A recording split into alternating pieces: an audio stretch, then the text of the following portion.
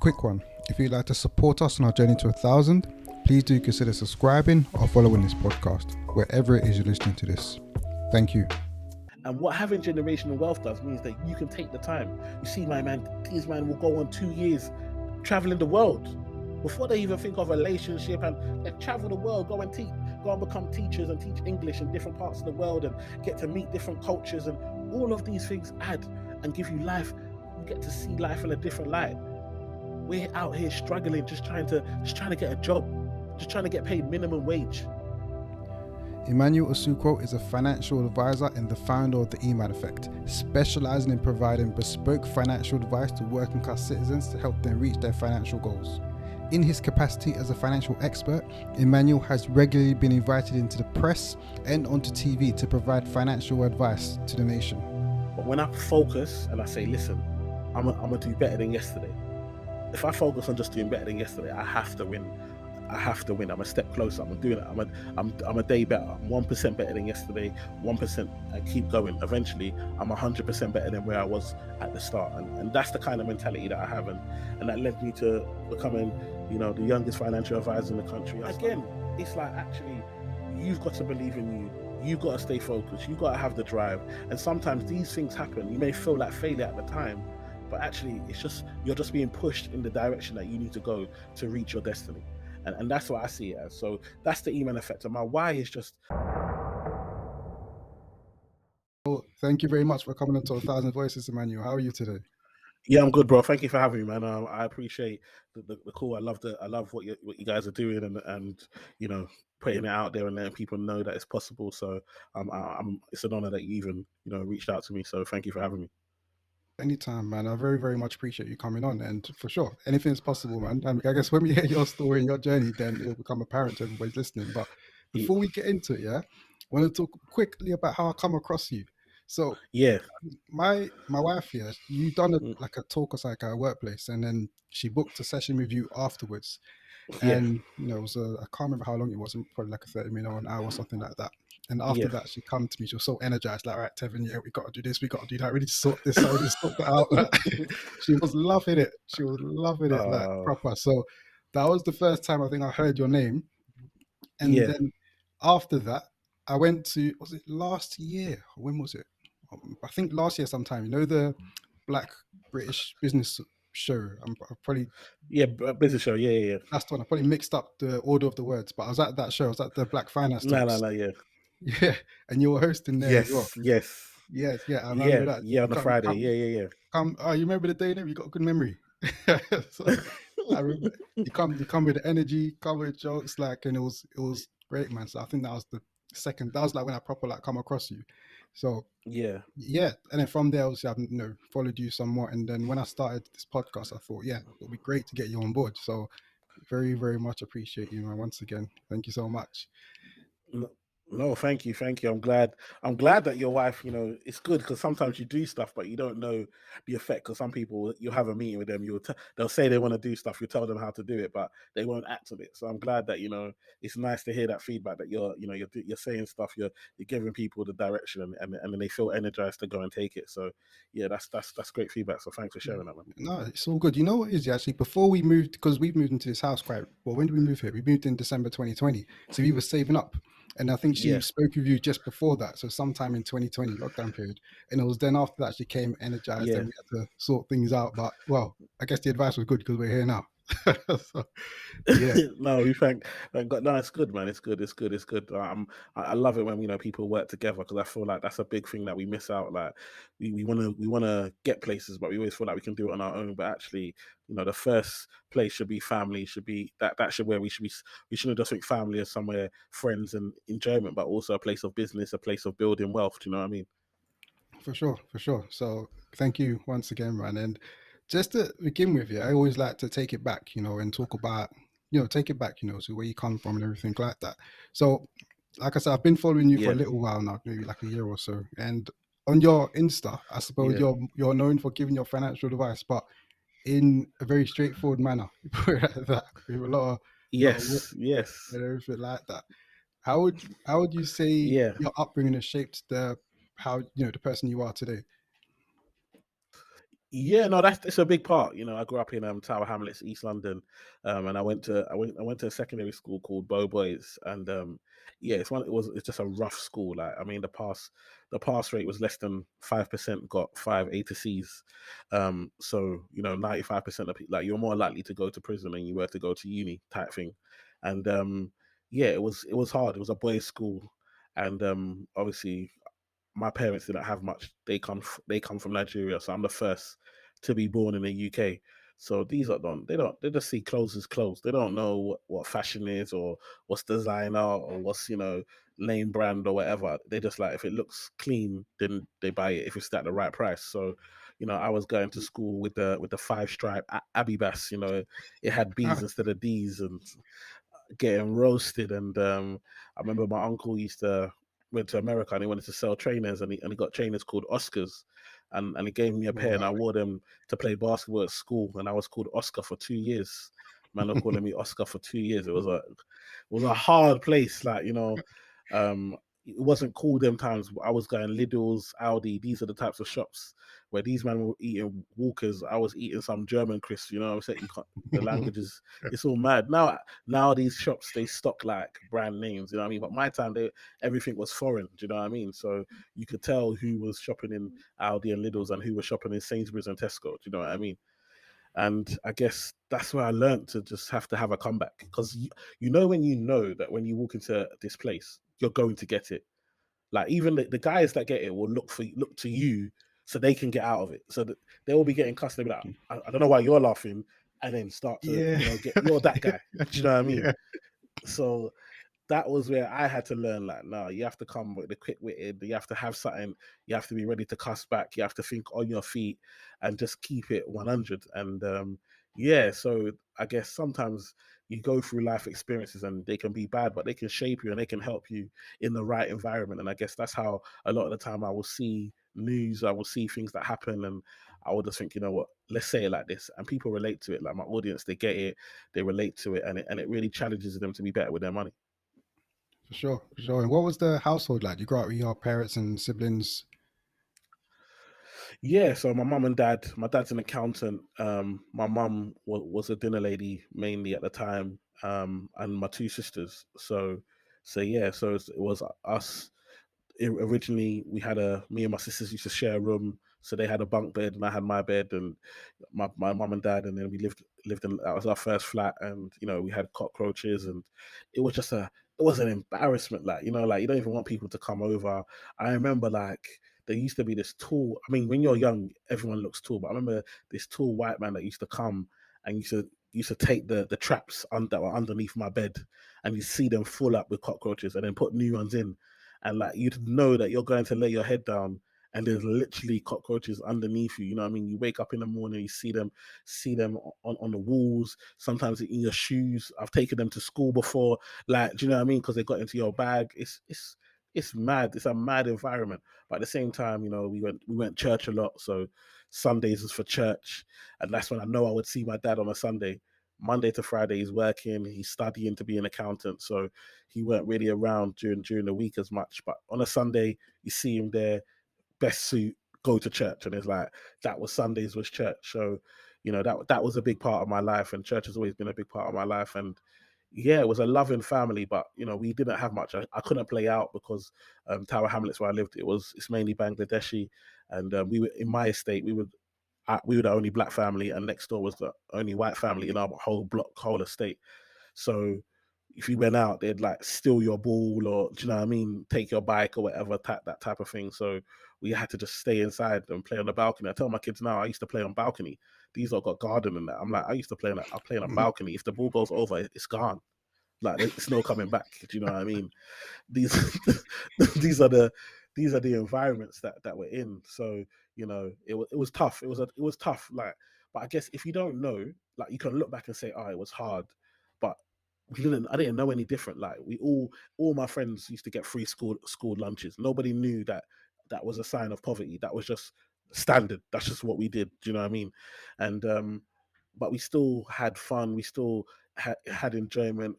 we still had love. And I think that's something that now that we're making money, like I always try and tell my wife, like, let's make sure that as much as we want to give them more stuff, we still give them the love and the warmth and the time with my children. Do you know what I mean? Because I feel like I don't want to replace that with just gifts and items. I want to make sure we still got those bonds. That's perfect. And it's humble beginnings, I suppose. And would you say, yeah, that Mm. that's where your drive come from? Because we'll get into to your career or your corporate career first in a second. But you was successful quite quickly Yeah, there. yeah. No, it come from that. When you can't, like, I don't know, when you're the oldest child in a like African household, like the pressure to succeed is unbelievable. Like, because as much as like I'm here in the UK and I'm seeing my friends, my parents have a culture and a tradition that is completely different. And that's what they know. Like they've grown up in it. That's all they know. So when they're coming over, they didn't have anyone to say, okay, we're in the UK. This is how this is how we behave in the UK. They brought all their culture, all their traditions. And so you would step out and go to school and be in the UK. But the second you got back in that house, you may as well have been in Nigeria. Do you know what I mean? Like the rules, the regulations, the conversations. So I had to succeed. Like I had to succeed. And I always tell the story like when I was like 13, 14, my mom, there was a time I just kept forgetting to switch off the light in the kitchen. Like, and my mom used to get onto me because, and now I look back at it, I get it because to her, that was money being wasted. And they didn't have much money as it was. So the light being on, the heater being on, anything like that, that's just money. That's just a bill that they have to pay when they're struggling. So there was just one light in this kitchen, one bulb, not like multiple cabinets or whatever. And my mum used to get onto. I remember even getting licks, like getting beats for leaving the light on in the kitchen, like a dirty slap. And I'm thinking, rah. And I remember going back to my room and looking out the window. I'm seeing Canary Wharf. I don't. If people know, like where I lived in Limehouse, we share the same postcode with Canary Wharf, E14. It's the same postcode. So I look out my window and I can literally see the Canary Wharf buildings there, the Barclays, the HSBCs, all them buildings there. And I'm thinking to myself, all the lights are on. It's night. It's nighttime. These men have gone home and they've left 100 floors on, and I can't leave one bulb without getting licked down. And I said, nah, you know what? There must be money over there. Like that. Sometimes it's the simple things like that you just translate as a child that actually, you know what? There must be money over there because we're struggling over here to leave one light on. These men have left the floors on. And so because of that, I was like, I got to get to Canary Wharf. And that's what made me want to work in financial services. Literally living that close to Canary Wharf. Yeah. And you got to Canary Wharf actually. Anyways, not well as a young man, you got there and you're quite successful quite quickly. Well, yeah, very early actually when you got into your Very, work yeah, at Barclays. Can you? Yeah, let's talk yeah, about that actually. So your journey, how you got that role first of all, Barclays, and just talk about yeah. your work ethic. Because becoming achieving what you achieved so young must have taken a lot of hard work. Yeah, so I mean, I guess for me, I I got a job at. Sometimes you want once you know where you want to be, it's much more easier to get there. That's one thing I always tell young people. So for me, I was like, I need to get to Canary Wharf. Excellent. I want to work for Barclays or HSBC in Canary Wharf. Now I've got a goal. Even though them times I didn't know what I was doing. What I was doing was setting a goal for myself. Okay, this is the goal, and now I've got something to work towards. And I always tell people like, if you fail to plan, you plan to fail. Like without a plan, without a goal, without you actually saying where you're trying to get to, life becomes so. Because how do you know whether you're succeeding or not if you don't know where you're trying to get to? And so for me, it was I want to get there. So the first thing was I got to Canary Wharf. I got a job in Marks and Spencers, 5 a.m. in the morning. 5 a.m. I was going into Marks and Spencer. While people are sleeping, I had to be there at 5 a.m. So I used to leave my house at 4:30. So I had to wake up at 4 o'clock in the morning. And there's no bus, I'm walking. And there's foxes on the road. If the fox crossed the road, I cross to the other side. Me and the fox are playing game. Then they all come across. We jump in back and forth, either side of the road, just trying to get to work in the morning. And then I used to get in there 5 o'clock. But I put my effort in, learned what I had to do. And my dad always told me, whatever you do, try and be the best at it. And so I was like, okay, let me try and be the best at it. Let me just try and do this the best I can. And so I got there, got the experience, and then I said, okay, I got a job at Barclays. I used that experience to get a job at Barclays as a cashier. So I went from customer service at Marks and Spencers to cashier at Barclays. So now I'm in Barclays, but I'm no longer in Canary Wharf. I'm at Baker Street. And basically, I met a manager there who liked my attitude, liked how I am, my personality, but I was part time, so I wasn't taking it as serious as I could. So I would work hard when I was there, but they would used to want me to come in like 15 minutes before the branch opened. And I used to be like, "No, my contract is 9 till 5. I'm part time. I'm not Mm. coming in early. Do you know what I mean? Not paying me for that. You know that mentality, like you're not Yeah. paying me for that, so I'm not Yeah. doing it. Yeah. Do you know what I mean?" And so he told me, "Look, if you're on time, you're late." And I was like, "What do you mean if I'm on time, I'm late?" Like he was like, "If you're on time, you're late." And what he was basically trying to make me understand is that if for you to get early somewhere, you've got to plan. You've got to be prepared for your day. You've got to look at what time do I need to wake up? Do I need to iron my clothes the night before? What bus am I going to take? And what if that bus is late? What's the bus before that to guarantee 100% I'm going to get on time? And so I used to get everywhere I used to plan to get everywhere half an hour early, and I used to set my watch half an hour early. So I was getting everywhere 1 hour early. I know my mum thought I was Mm. out doing drugs or something the time I was leaving my house. She think, "Why are you leaving the house so early?" Like she think Mm. I'm out doing something in the streets. But I was just like, "No, I'm here. I'm gonna listen to it." And because I listened, and this is something that I always want people to like, just that little listening to that manager. He saw me when I got there 1 hour early. He was there, and he was like, "Okay, seeing as you listen to this one thing, let me put some more energy into." And I tell people, if I didn't just listen and I would have been arrogant and said, "You know what, I don't need to do that," I wouldn't be where I am today. But me being able to listen to that message and say, "Okay, I'm gonna take that on board and I'm gonna add that, I'm gonna do better," made him say, "Okay, excellent, you've done that." And he basically mentored me and taught me the ropes. And because of that, I was able to rise really quickly. And by 22, I finished my degree by 22. And Barclays said, "Listen, what job do you want?" They asked me, imagine a bank saying, "What job do you want?" And I said, "Right, I want financial advisor." And by 22, I became the youngest financial advisor in Barclays in the country. I went straight from cashier to financial advisor. That is a huge jump. Like, it's a huge jump. And they did that because I was doing so well at the work that I was. And I always tell people I was a cashier, but I was vital to the branch. And sometimes we allow the titles people to give us to make us feel like we only have to operate small. "Oh, I'm a cashier, I'm the least paid, I'm the least important, so I'm gonna work the least." But actually, I was a cashier and I was the most important person. The days I didn't go into the branch, they didn't hit target. That's how vital I was. The personal bankers used to fight at who would get my clients, my leads that I would generate from speaking to customers as they were walking in. That's how vital I was. And so, again, don't ever allow anyone's title or anyone else's opinion. You are control of what you do and who you are, and you can do something to your level. And I always say I always compete with myself. My only competition is myself. And actually, a lot of the time, I allow myself to beat myself and not achieve what I can. But when I focus and I say, "Listen, I'm gonna do better than yesterday." If I focus on just doing better than yesterday, I have to win. I have to win. I'm a step closer. I'm doing it. I'm a day better. I'm 1% better than yesterday.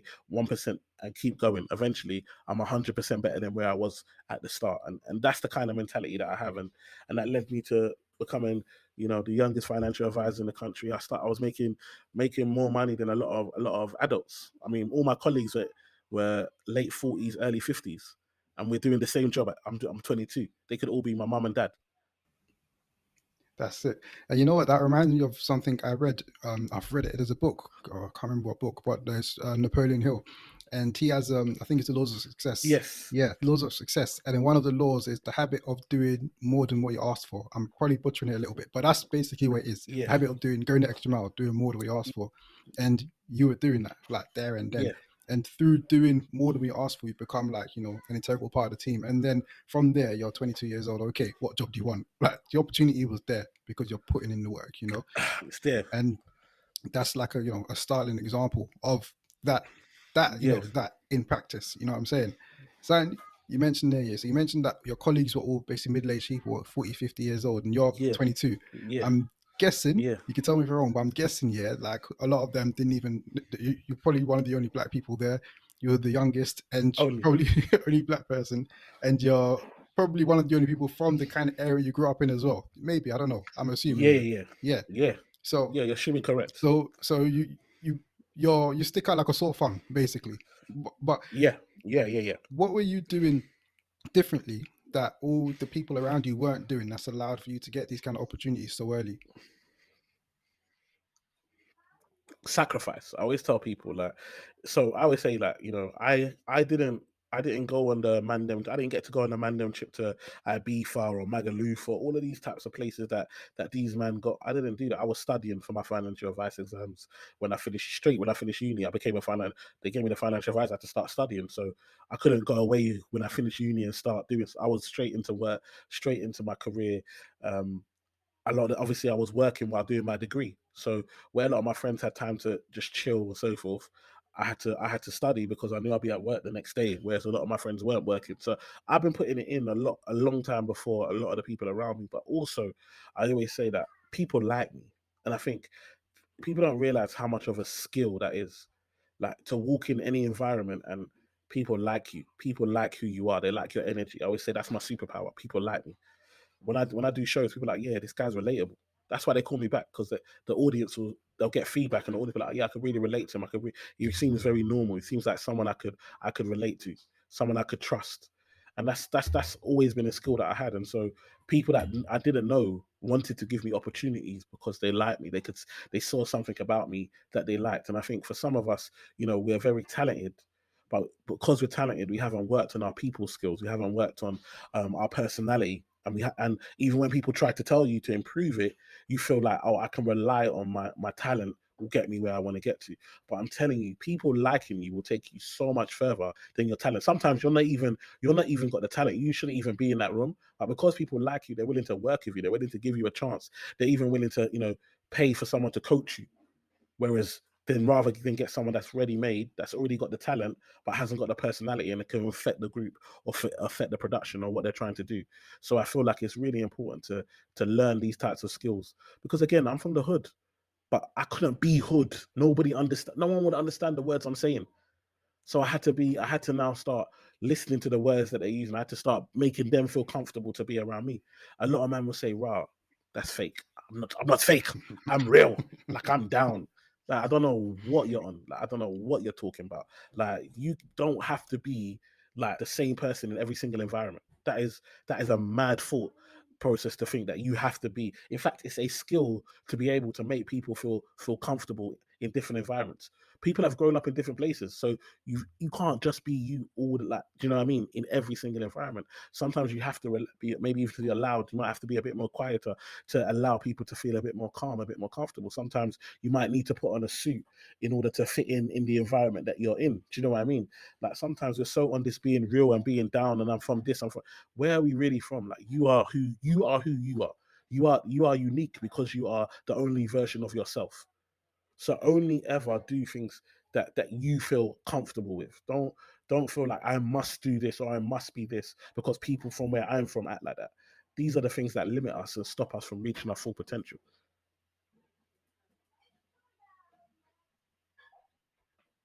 Mm,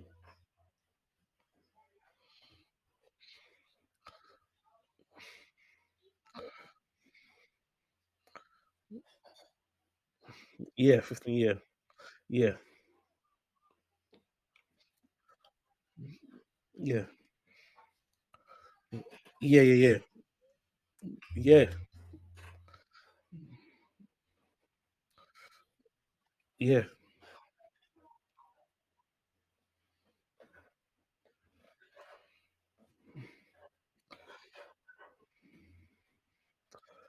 Of course. Let me tell you something. When I was at Barclays, like I was working near like Kent, Bromley, these types of areas, and people were like, "Oh, you can't." Some of the advisors that I work with were like, "Oh, you might not be able to do well in this branch because they're not used to black people and did like trying to be, when someone's trying to be helpful, but really they're projecting their own fears on you. Because as a financial advisor, sometimes people will come into the branch, but sometimes you go to people's houses. Bro, when I tell you I've gone to old ladies' house, like I'm 22. She's 68. Some of them are 70. I've gone in there. They're giving me tea and biscuits. We're talking. There's no drama. There's nothing. They're telling me about their grandchildren being the same age. Like I was young, and these lot were so shocked, like my fellow advisors, that I was able to do so well. Even though obviously I'm telling someone how to do a pension. I'm 22. What do I know about retirement? Like I'm fresh. Mm. Like I'm closer to I don't know, college or uni or secondary school than I am to somebody that's in their 60s. Do you know what I mean? But I knew my stuff and people got on with me. And so they could see my energy. In fact, they were like, you know what? We'd rather have someone young and hungry than have somebody that's been here for a long time, that's comfortable and maybe doesn't care as much. We could tell I made my clients feel important to me. And that's what was most important. They didn't care about my age. Did I care about them? Was I going to do the best job possible for them? And when I didn't know, I told them, so I don't know the answer to that, but I want to go and find out. And they respected that. They respected that. You know what? This guy wants it, and that gave me more opportunities. And sometimes we can allow, our skin color or our background to affect us, but actually, sometimes that's you. Sometimes that's you in your head telling it, or sometimes it's the people around you projecting their fears onto you. The reality is that for a lot of people, not every like just because somebody hasn't been around a certain like a black person doesn't mean that they don't know how. You're still a human being. Like they've still been around humans. Like we're all humans at the end of the day. And sometimes we have so much focus on skin color and but actually people don't care. If you're a nice person and you're polite and you're ready to help them, they're ready to listen. Do you know what I mean? And then that's what I found, especially in my early days in my career. But what I would say is that again, I started to feel like I needed because I talk in a certain way. So I started to watch a program called Made in Chelsea. And I'll be watching these types of programs and listening to these men talk posh and that and try and copy, look at the words that they use so that I could fit in. Do you know what I mean? When I go to the more around my advisors than customers, like because customers are all right, but more around my advisors to make them feel. And then when I got like the big clients, I'll try and use big words and stuff. And actually, it didn't really work for me. Like, it didn't really work for me. Actually, what happened was is when I started to talk in my own voice, guess what? My clients that were talking all posh, all of a sudden they take off their fake accent. Here, these men are from Ireland, this man's from Liverpool, this man's from Leeds, but they're faking it. And actually, sometimes you talking in your normal voice will make them feel like, you know what, I come from a work, even though I got money now, I come from a working class background. And that's what we forget. We think that how we meet people is how they've always been. But the majority of people that I was meeting, although they were wealthy, because that's why they're sitting down in front of me, they came from working class backgrounds, or they've worked on farms or been in normal jobs. So they felt relaxed around me. They didn't feel like they had to pretense. And that even helped me more get more referrals. They started referring their friends and building more trust. So you be you, like you be you. And now I tell people I work with people that want to work. Sometimes I wear a hoodie in my meetings. I used to always have to wear a Mm. shirt and tie and suit.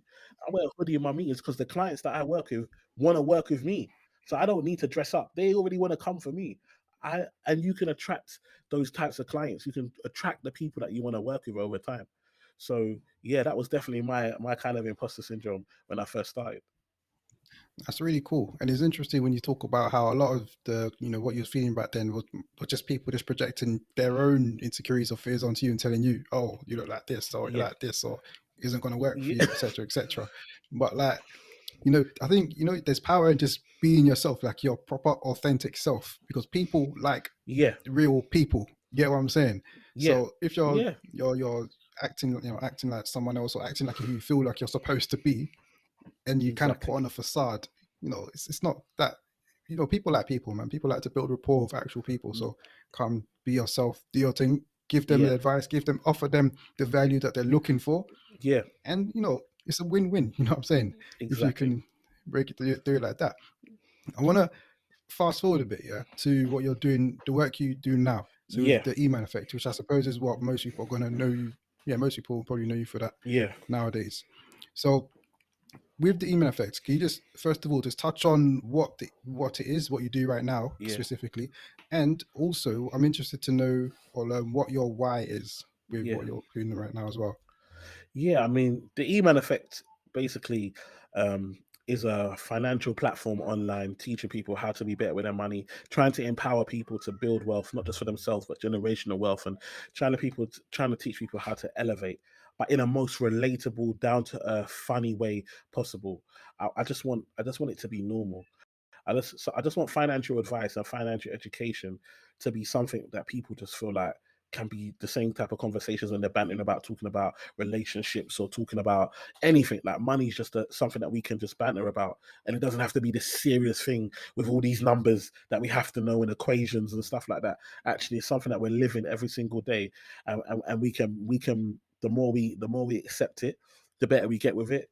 The more money we can make, the better life we can live. That's the type of vibe I want to get from it, and that's what I bring to it. I guess when it comes to how it came about, I left the banks. In the banks, I felt like I was just helping rich people get richer every day, because financial advice is targeted and aimed at affluent people.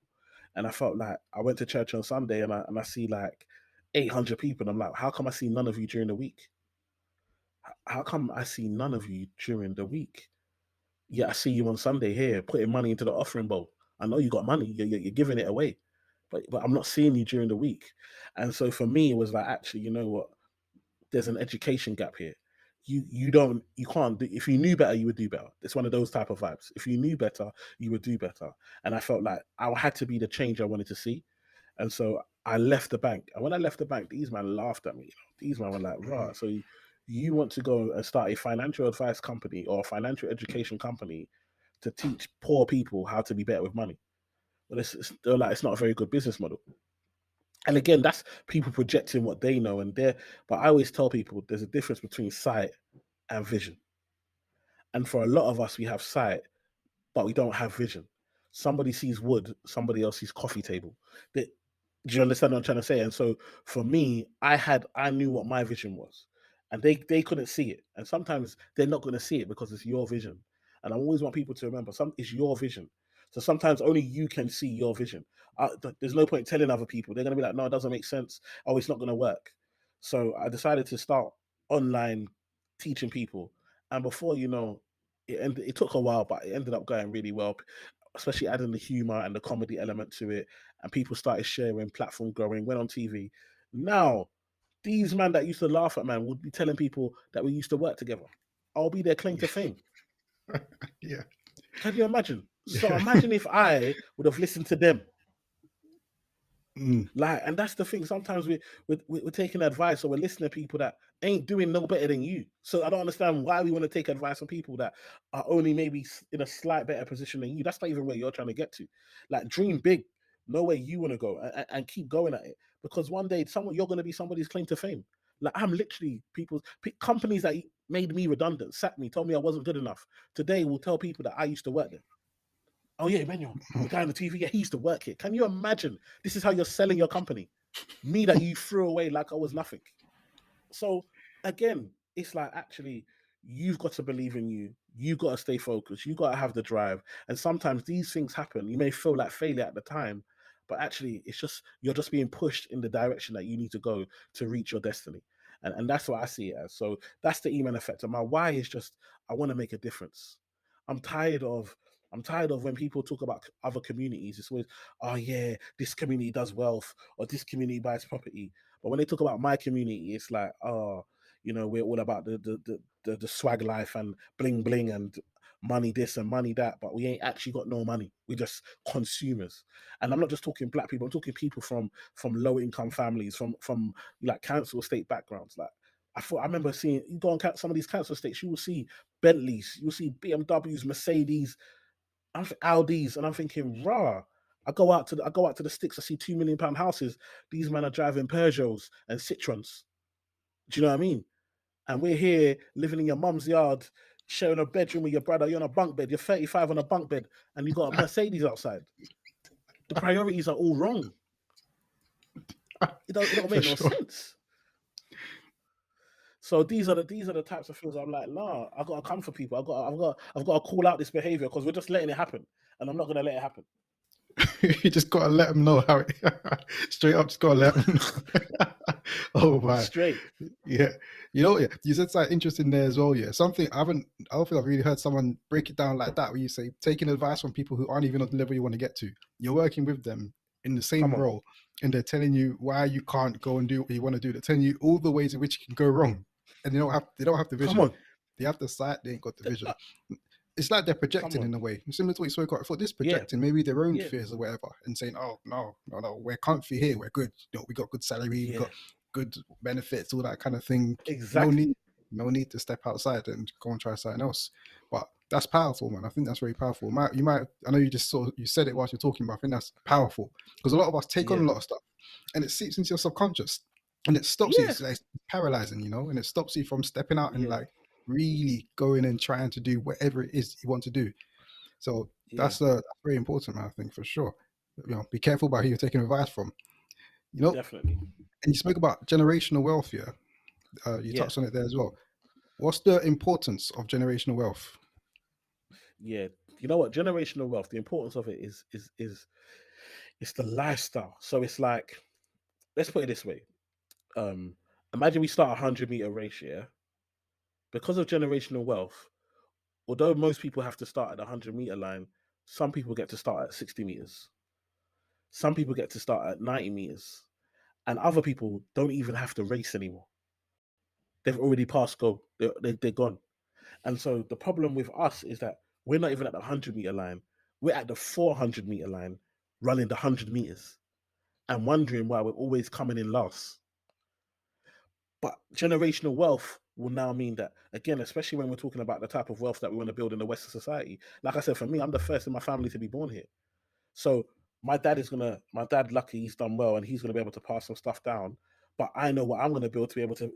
So that means that my children's children are gonna be, they're gonna be starting at the 100-meter line at the very least, if not, you know what I mean, further, because that's the type of things that we're gonna be putting in place. And so when I sat down with clients, they'd have a child and they would get life insurance straight away. They would then start saving in a savings investment account for their child, a pension for their child. They then have a fund for their child's private education. They then have a fund for the child's first car. They'll pay for the wedding. If somebody's paid for all of that, when you come to get married now and you come to start your life, you ain't got to worry about student loan. You ain't got to worry about renting, and all of that's been taken care of. So guess what are you gonna do? You're going to do the exact same thing for your children. All of a sudden, it's not financial education anymore. It's just a way of life. Like, we're at a stage as a people where we need financial education, but eventually, all it becomes is doing to others what was done for you. And that's what generational wealth is. And that's how we improve. Because all of a sudden now you choose. Remember, this life is, well, the most important commodity in this life is time. It's not money. Money is only so we can enjoy time better. The most important thing is time. And what having generational wealth does means that you can take the time. You see, my man, these men will go on 2 years traveling the world before they even think of a relationship, and they travel the world, go and become teachers and teach English in different parts of the world and get to meet different cultures. And all of these things add and give you life. You get to see life in a different light. We're out here struggling, just trying to get a job, just trying to get paid minimum wage. It's a different world. And so for me, I'm like, we need to put generational wealth and we need to start really investing and start to make our money work, not just for us, but for future generations, so they can start further up and they can have a better start in life and so forth. And that can pass down. That's great. It's like we got to be the change for the generations coming forward, man. So we can do better moving down the line. Exactly.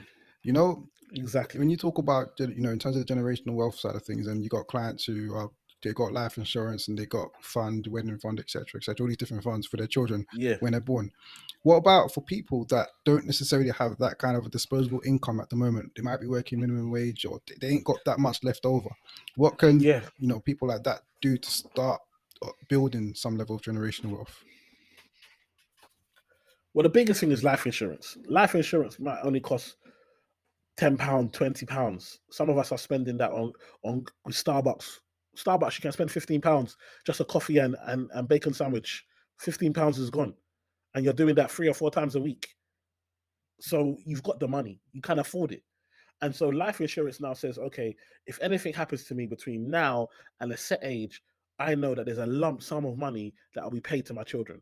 That's generational wealth, because that is a lump sum of money that they can use and they can have, so that they can have a better, so their lives can be better. And then when I've had a client, I had a client who I saw, and they literally inherited 200K from the death of their granddad. Yeah.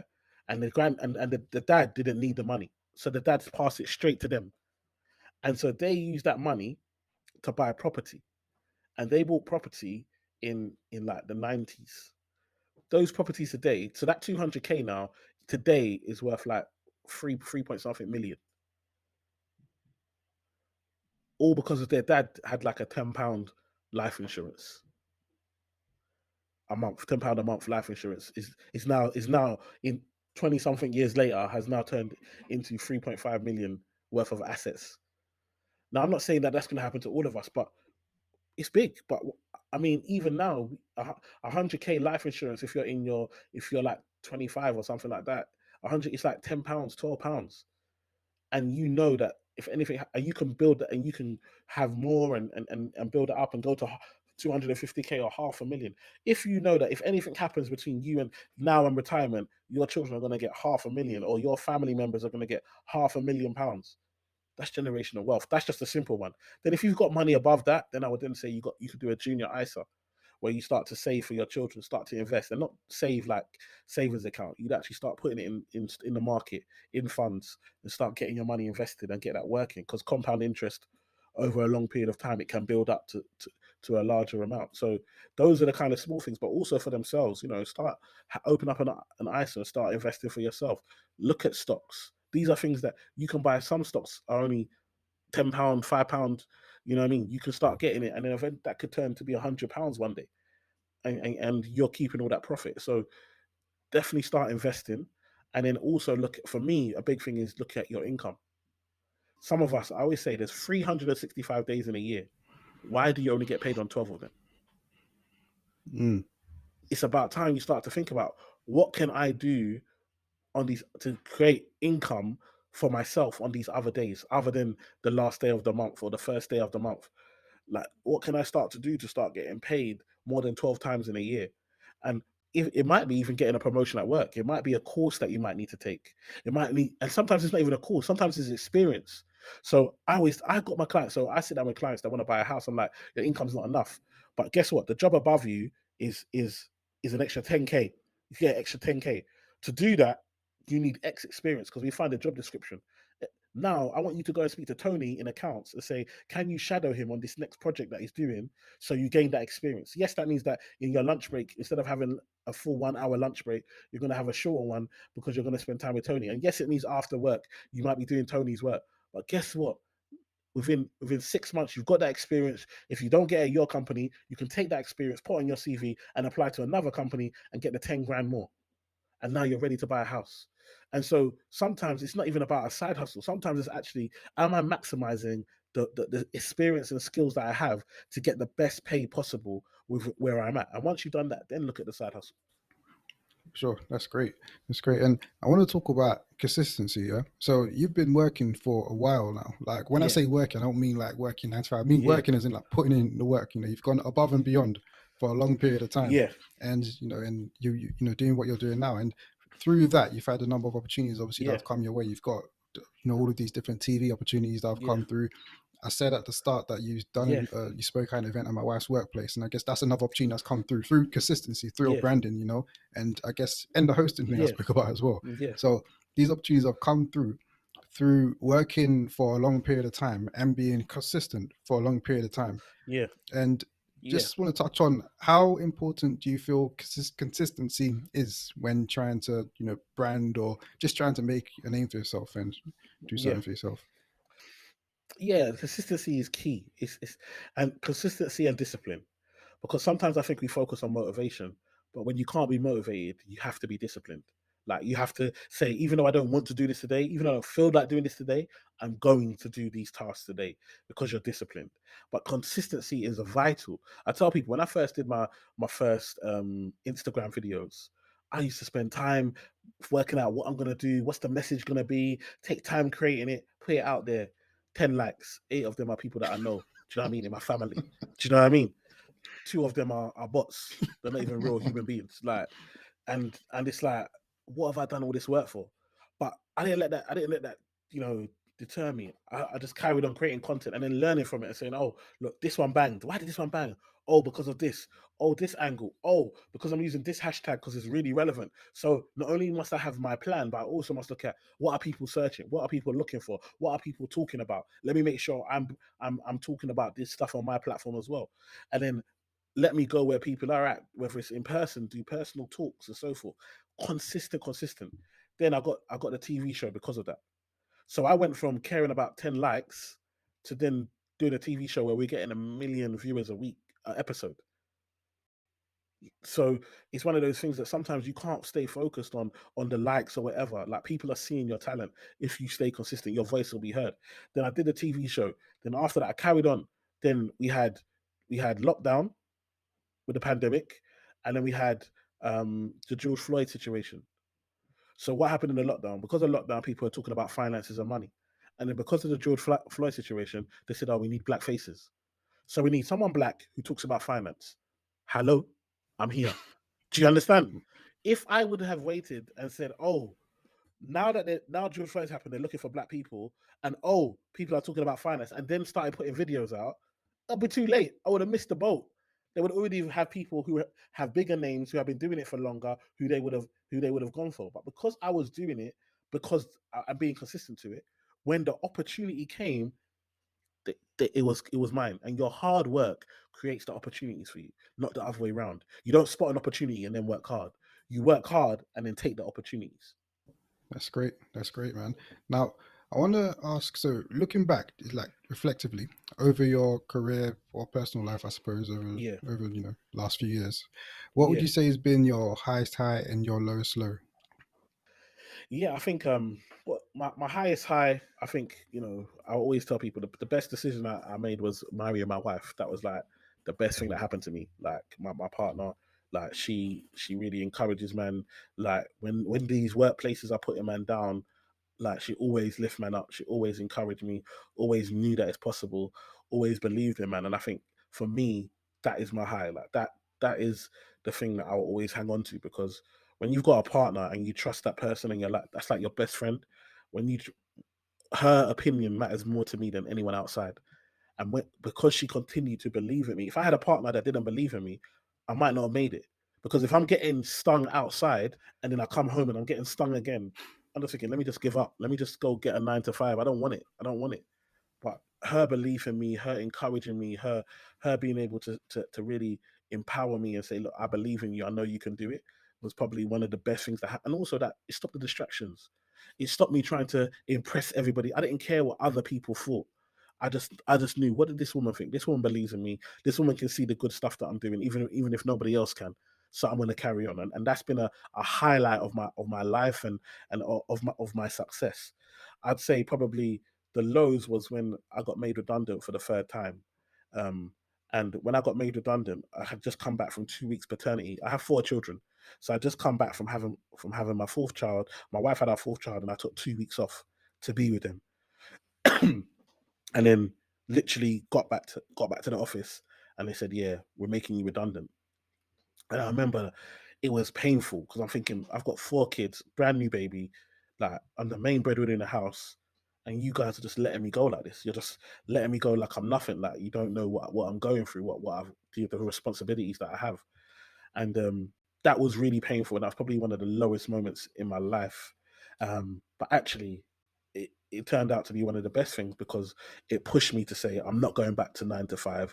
I'm gonna make my business work. I'm gonna stay focused. And anytime it got hard, I just remembered that these man sat, man, and that just gave me the battery in my back, the push that I needed to do another video, make another phone call, go and see another client, go to another meeting, wake up early in the morning. Like, it just kept pushing me, and we see the results now. That's great. And last question before we go into the quickfire questions: what do you want your legacy to be? For me, my legacy is all about, financial education, empowerment to a community. I want to look back and see bare people that are doing financial education, bare people that are, like, look back and see that people have taken from you and improved on it. Like, you've been an inspiration to others. Like, you've shown people that it's possible. Like, it always seems impossible till it's done. and you've shown people that it was possible. Like we can be in these spaces, and I'm already seeing it. I've already got people. Like I had one young man say to me, like, I want to be an expert, and his brethren are laughing at him. Oh, I want to be an expert, and he was like, oh, but Eman's an expert. And they were like, oh yeah, man, we like Eman. Eman's cool still. So yeah, you could be an expert. And it was like, do you know what I mean? It was like he could. It's cool to be an expert because they see someone that comes from where they come from and that does it in a way that they can relate to. So all of a sudden, it's not, oh, I must be a footballer. No disrespect to footballers or rappers or whatever, but it's like, actually, I can be an expert and still get the love from the people, still be out here making change, and still get the respect of my peers. And to me, that's what I want my legacy to be, to inspire people to know that it's possible for people to build wealth, ownership. I want people to feel like, yeah, we as a people also have ownership. We're not just consumers. Like I want to go and be gone, and people are like, no, you know what? That's not how we are. Like Eman taught us, it's all about ownership. Like we own properties, we own businesses, we invest, like we own stocks, because Eman mate told us that it's cool to do that. Sick. And you know what? Just hearing that story about the boy that wanted to said he wants to be an expert because you're an expert. That's sick. It's about that visible sort of representation. Like you see, you literally when you see it, yeah, then you can believe it. You know what I'm saying? So if they're seeing you Yeah, on TV, they're seeing you on Instagram exactly. and everything like that, they're like, okay, wow. Um, I don't have Yeah, to, be a, no disrespect, I have to be a footballer, I don't have to be a rapper or whatever. I can be yeah, a financial advisor. I can be this. I can be that. That's that. I think there's yeah, power in seeing. And yeah, yeah, definitely. and that's sort of some of the motivation behind a thousand voices as well. To get people like yourself who are doing whatever they're doing, successful or inspirational in their own right in whatever field, and just highlighting those voices. Because I feel like there's so much power in seeing and hearing stories. So thank you for sharing that, man. That's really Yeah, good. That's real no cool. problem. So all right, let's do them quick fire questions, bro. Okay, so I got Let's I got go. 10 questions here. Yeah, 20 seconds per question. I feel Okay, the first few questions are a bit easier. okay, The last few get a bit more yeah, difficult, but just whatever comes to your head, just okay, shout it out, and that's good. no problem, no problem. Cool. I'll go All ahead. right, let's go. First question: what's your favorite movie? Um, Pursuit of Happiness. That's a great movie. All right. Second: what's your favorite Yes. book?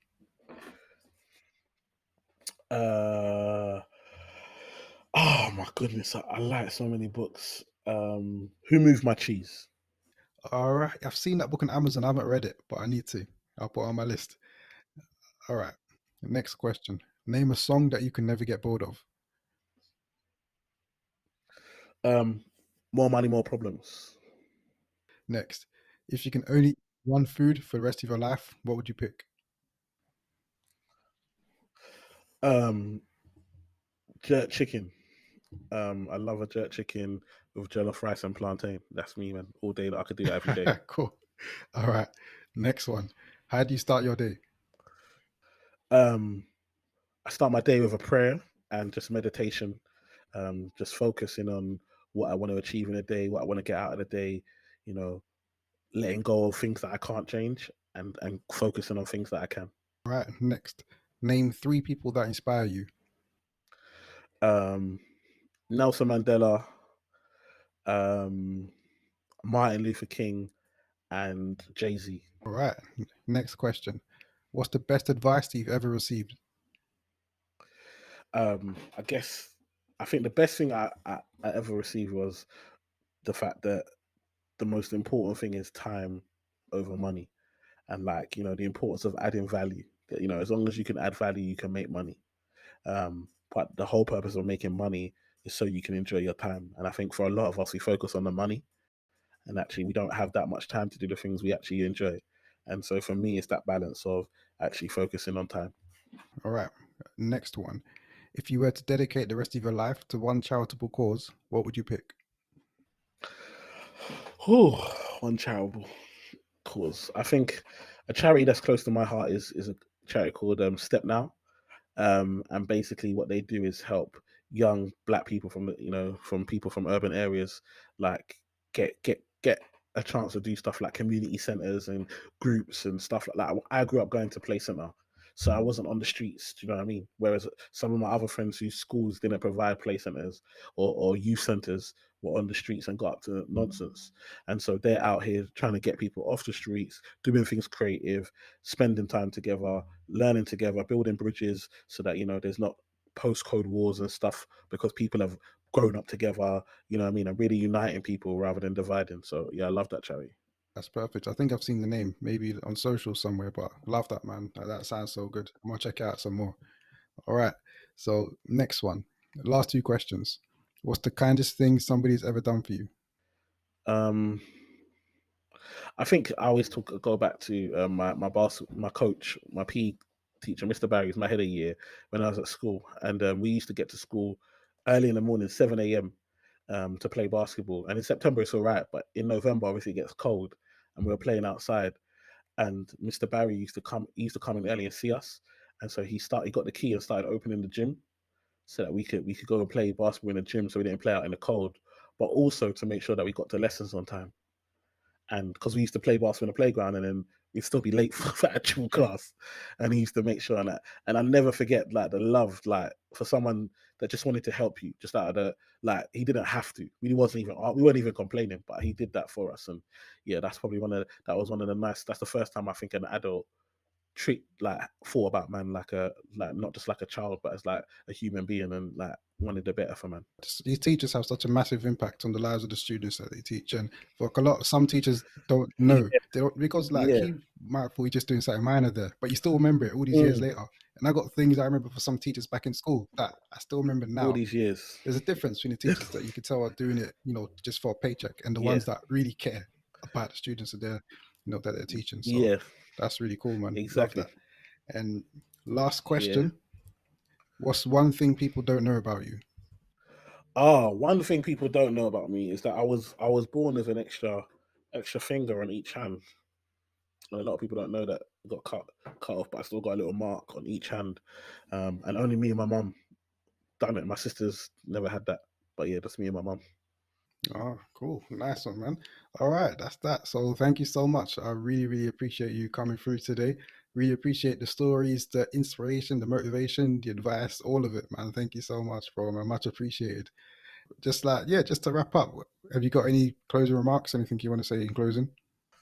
No, I just want to big you up, man. Like, thank you for creating a platform. I think for a lot of the time, um, people don't think about how do I create a platform to serve others. Do you know what I mean? Because that's what you're doing. You're out here looking for 1,000 voices to amplify in the best way that you can. Do you know what I mean? And that's not something that a lot of us do. But it's appreciated because I know the time it takes to, put on a podcast and upload it and advertise it and find guests and emails back and forth and booking times, and then people cancel and you still got to rebook it. And I know exactly all the energy, and it's appreciated. Sometimes you're not going to get the pat on the back and you might not see like the monetary reward, but I want you to know it's appreciated, and more blessings to you, and keep doing what you're doing, bro. Thank you so much, man. That's really appreciated. To wrap up, where can people find you if they want to, follow you in what you do? Yeah, so the Eman Effect on social, so that's Instagram, Facebook, Twitter, the Effect UK, and then Emmanuel Asuquo on LinkedIn, the website, emmanuelasuquo.com. And then the email is team@emmanuelasuquo.com. So yeah, you can reach out. I'm here to help, here to support, and yeah, that's where you can get me. Perfect, man. Thank you once again. Very, very much appreciate your time this evening. People, definitely make sure you check out Emmanuel. He's very, very good. My wife can vouch for him. I've seen him host. He's a great host as well as a financial advisor. So check him out, man. Check his stuff out. But yeah, thank you very much, man. I really appreciate your time this evening. And that was that. So this is 1,000 Voices. This was Emmanuel Sucro, and we're out. Okay, my people. That's the interview done. Once again, thank you for tuning in. It is always very much appreciated. If you haven't already, please do subscribe to this podcast on whatever platform you're listening to this on right now. It really does help us to get these messages out as far and wide as possible. And let us know what you thought about this episode. Any key takeaways, anything like that, what you think about 1,000 Voices in general. Feel free to leave a comment and a review on whichever platform you're listening to this interview on. Next week, we've got another very special guest on the podcast, and we're going to have a little bit of a different layout as well on the YouTube video, so tune in to see that. If you'd like to see some previews for the next guest, then feel free to follow us on our social media channels at 1000 Voices UK on every platform. And we'll be uploading some little snippets onto there as well before the episode comes out. The podcast will be out on a Tuesday. The YouTube video will follow a couple of days afterwards. So subscribe if you haven't, so that you can keep up to date with it and you don't miss out on anything before it comes out. But that's that for now. Thank you for tuning in once again. This is 1000 Voices. That was Emmanuel Asuquo. And for now, people, we're out.